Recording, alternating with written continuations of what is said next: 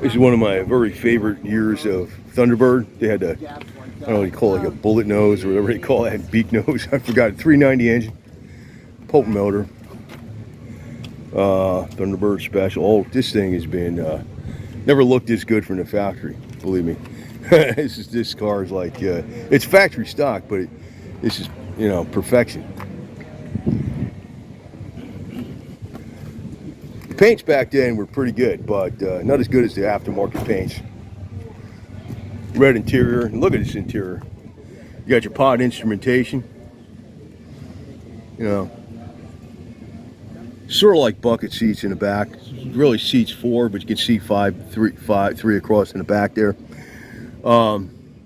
This was more of a radical concept back in the day with you had the bucket seats and the center console. Pretty much all the cars had bench seats, and now bench seats went away because of the airbag situation now, because the airbag says like you can't you can't have an airbag for the middle passenger, so they don't have bench seats no more. Bench seats were pretty good. I liked those better. And you notice how the dash all wraps around into the door and goes into the rear door. It's all continuation. The chrome and the brushed aluminum and the script Thunderbird, right? Power brakes. Now, the reason it says power brakes is because most cars didn't have power brakes back then. They were just manual brakes. As a matter of fact,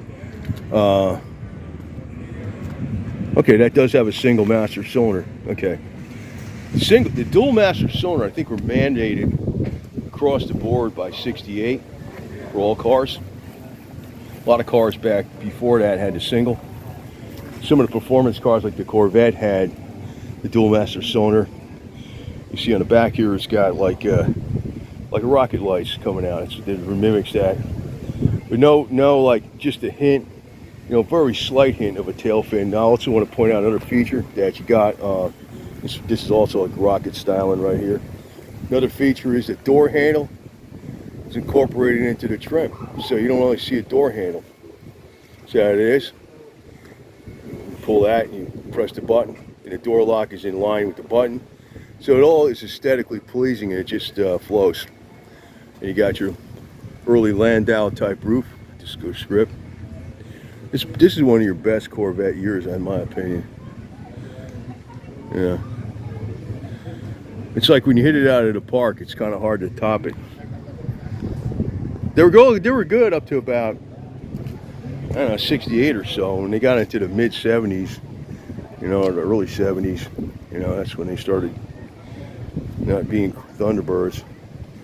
This is like, this is a different type than the earlier ones because it's bigger, but it's, it's the pinnacle of design.